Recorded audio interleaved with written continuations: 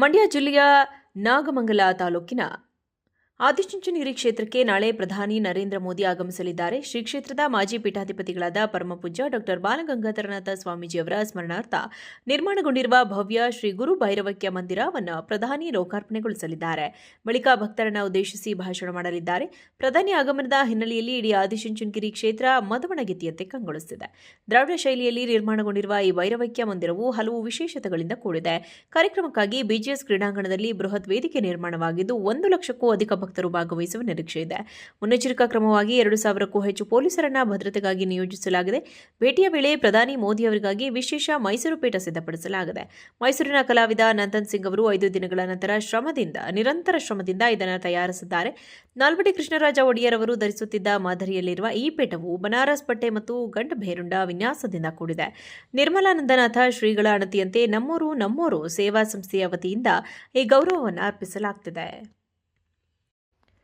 ಮಂಡ್ಯ ಜಿಲ್ಲೆಯ ನಾಗಮಂಗಲ ತಾಲೂಕಿನ ಆದಿಚುಂಚನಗಿರಿ ಕ್ಷೇತ್ರಕ್ಕೆ ನಾಳೆ ಪ್ರಧಾನಿ ನರೇಂದ್ರ ಮೋದಿ ಆಗಮಿಸಲಿದ್ದಾರೆ. ಶ್ರೀ ಕ್ಷೇತ್ರದ ಮಾಜಿ ಪೀಠಾಧಿಪತಿಗಳಾದ ಪರಮಪೂಜ್ಯ ಡಾ ಬಾಲಗಂಗಾಧರನಾಥ ಸ್ವಾಮೀಜಿಯವರ ಸ್ಮರಣಾರ್ಥ ನಿರ್ಮಾಣಗೊಂಡಿರುವ ಭವ್ಯ ಶ್ರೀ ಗುರು ಭೈರವಕ್ಯ ಮಂದಿರವನ್ನು ಪ್ರಧಾನಿ ಲೋಕಾರ್ಪಣೆಗೊಳಿಸಲಿದ್ದಾರೆ.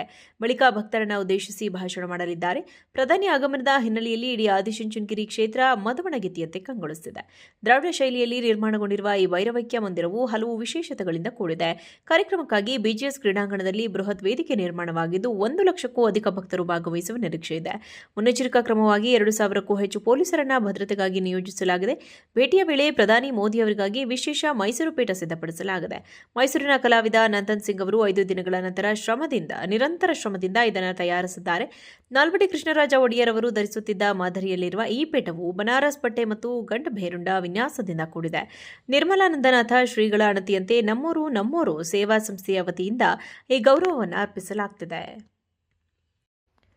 ಮಂಡ್ಯ ಜಿಲ್ಲೆಯ ನಾಗಮಂಗಲ ತಾಲೂಕಿನ ಆದಿಚುಂಚನಗಿರಿ ಕ್ಷೇತ್ರಕ್ಕೆ ನಾಳೆ ಪ್ರಧಾನಿ ನರೇಂದ್ರ ಮೋದಿ ಆಗಮಿಸಲಿದ್ದಾರೆ. ಶ್ರೀ ಕ್ಷೇತ್ರದ ಮಾಜಿ ಪೀಠಾಧಿಪತಿಗಳಾದ ಪರಮಪೂಜ್ಯ ಡಾ ಬಾಲಗಂಗಾಧರನಾಥ ಸ್ವಾಮೀಜಿಯವರ ಸ್ಮರಣಾರ್ಥ ನಿರ್ಮಾಣಗೊಂಡಿರುವ ಭವ್ಯ ಶ್ರೀ ಗುರು ಭೈರವಕ್ಯ ಮಂದಿರವನ್ನು ಪ್ರಧಾನಿ ಲೋಕಾರ್ಪಣೆಗೊಳಿಸಲಿದ್ದಾರೆ.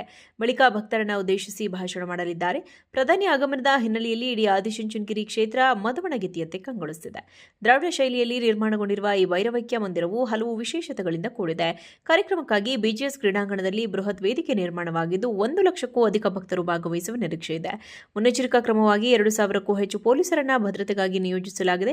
ಭೇಟಿಯ ವೇಳೆ ಪ್ರಧಾನಿ ಮೋದಿ ಅವರಿಗಾಗಿ ವಿಶೇಷ ಮೈಸೂರು ಪೀಠ ಸಿದ್ಧಪಡಿಸಲಾಗಿದೆ. ಮೈಸೂರಿನ ಕಲಾವಿದ ನಂದನ್ ಸಿಂಗ್ ಅವರು 5 ದಿನಗಳ ನಂತರ ನಿರಂತರ ಶ್ರಮದಿಂದ ಇದನ್ನು ತಯಾರಿಸಿದ್ದಾರೆ.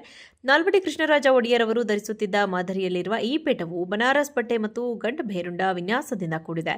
ನಿರ್ಮಲಾನಂದನಾಥ ಶ್ರೀಗಳ ಅಣತಿಯಂತೆ ನಮ್ಮೋರು ಸೇವಾ ಸಂಸ್ಥೆಯ ವತಿಯಿಂದ ಈ ಗೌರವವನ್ನು ಅರ್ಪಿಸಲಾಗುತ್ತಿದೆ.